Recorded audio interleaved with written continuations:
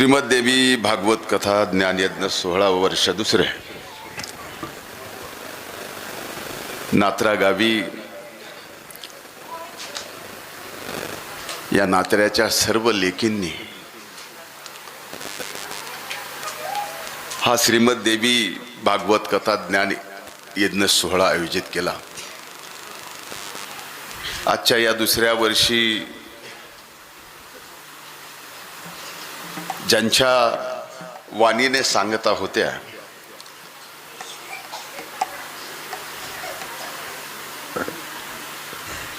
आमच्या भगिनी हरिभक्तपरायण स्वररत्न अंजलीताई केंद्रे,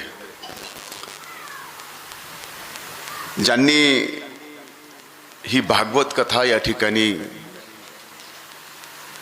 सलग 7 दिवस आपल्या वाणीतून 9 दिवस आपल्या वाणीतून आपल्या सर्वांच्या श्रवणापर्यंत पोहोचवली। त्या हरिभक्तपरायण आदरणीय नंदिनीताई महाराज मयंद आज हा सलग 9 दिवसाचा काळ हा आपल्या लेकींचाच। लेक म्हणल्यानंतर स्वाभाविक लहान वाटतं, पण इथं आपल्या आजीच्या वयाच्या लेकी सुद्धा आज या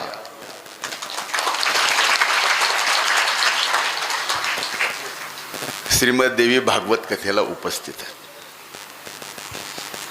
मी तर म्हणेन या नात्र्याच्या मातीचं एवढं भाग्य आहे।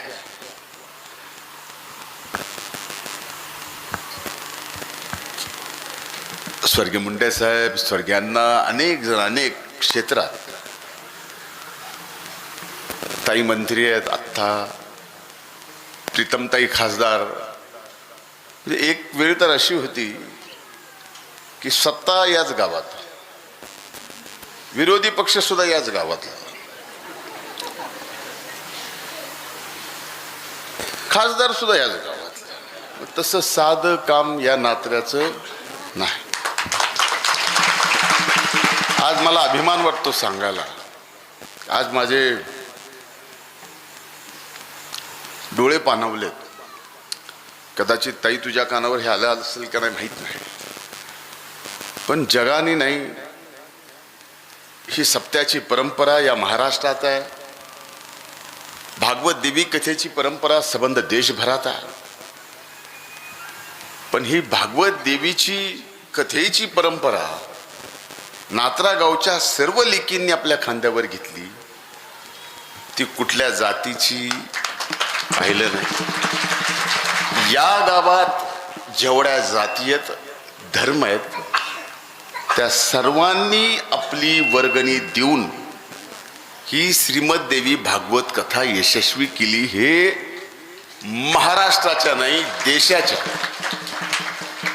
पटलावर कुठेही उदाहरण देता येणार नाही। या नात्र्यात अनेक मुस्लिम बांधवांचे आपल्या घर आहेत, त्यांच्या लेकीने सुद्धा या श्रीमद्देवी भागवत कथेत आपला भाग घेतला, वर्गणी दिली। मागासवर्गीय बौद्ध समाजाच्या सर्व जेवढ्या लेकी जिथं कुठं असतील त्यांनी सुद्धा आपली वर्गणी दिली। बाकीच्या सर्व जाती गावातल्या आल्या। हे उदाहरण आमच्या इथं मीडियाच्या एक ताई आहेत, त्या सुद्धा आल्यात, त्यांनाही मान द्यावा लागेल। ही नोंद घ्या, ही खरी बातमी। दिस इज कॉल्ड जर्नलिझम पॉझिटिव्ह। हे आमच्या नात्र्याचं, आमच्या मातीचं, या परळीचं, या तालुक्याचं, या बीड जिल्ह्याचं महात्मा काय तर हे आहे। आणि हे जर आपण अनेक जणांना सांगितलं ना, तर अनेक गावात ही नात्र्याची परंपरा, अध्यात्माची, वारकरी संप्रदायाची, श्रीमद्देवी भागवत कथेची राज्यभर गावागावात लेकी करतात। आणि ही परंपरा या नात्र्यांनी चालू केली आहे। मी बऱ्याचदा विचार करत होतो, दुसरं वर्ष, मागच्या वर्षी ऐकलं, यावर्षी स्वतः सगळ्या गोष्टी, छोट्या छोट्या गोष्टीत मी मागून भाग घेत होतो. सुरुवात कशी झाली? हरिभक्त परायण दिवेगावकर गुरुजींनी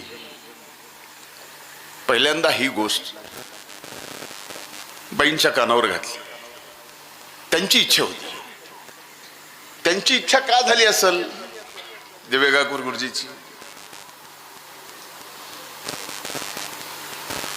बाकी मुलं किती ह्या नात्यातले सुखी आहेत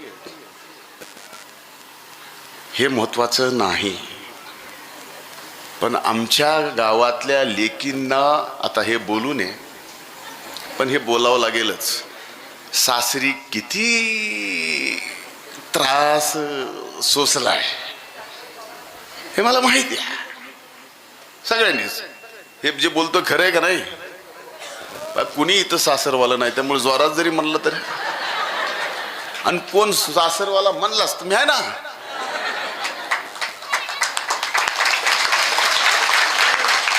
आणि हे माझ्या अनेक बहिणीचं दुःख भाऊ म्हणून मी पाहिले.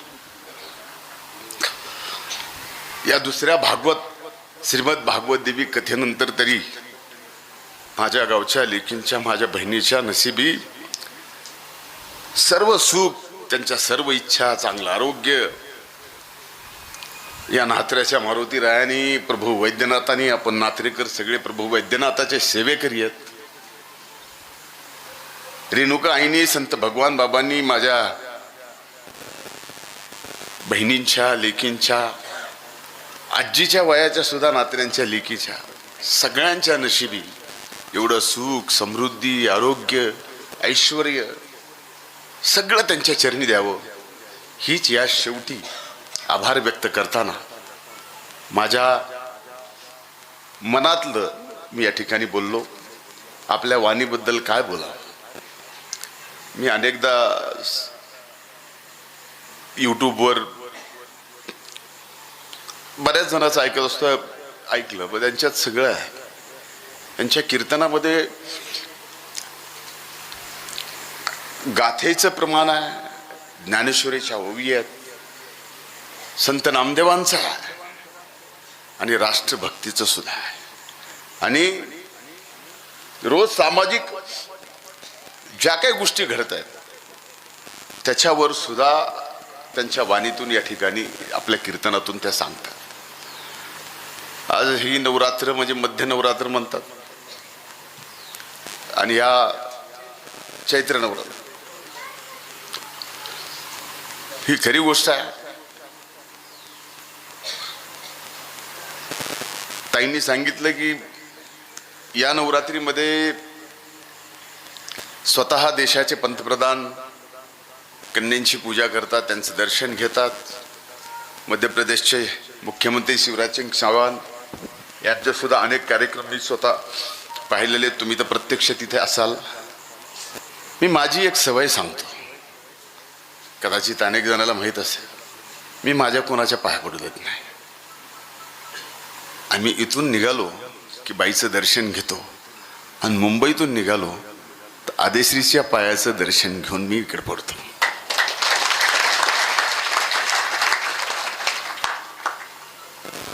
हे मला याच्यासाठी सांगायचं होतं की जे आपण आहेत ना आता भाऊ सगळे, ह्याच्यात काय ताकद आहे हे आज नाही कळायचं, नंतर कळेल. पण आज आपण सगळ्या भावांनी एक जर पंक्तीत भाऊ जेवायला बसलेला दिसला गावातला, माईच्यान सांगतो हा आज सगळा लाड, नाहीतर प्रत्येक वेळेस आपल्या मोठ्या सप्त्यात महिलांची पंगत दुसरी तिसरी, तसलं नाही. खरे का नाही? पहिली पंगत. आणि कोण कोण राबते बघतो इथं काका, लक्ष ठेवायचं. हा कुठे नाही, लोड कसा नाही, तेच तुमच्या सगळ्यांच्या आयुष्यामध्ये एवढं सुख यावं की त्या सुखात आमच्यासारखे भाऊ वाहून जावेत. त्याचा आनंद मिळावा,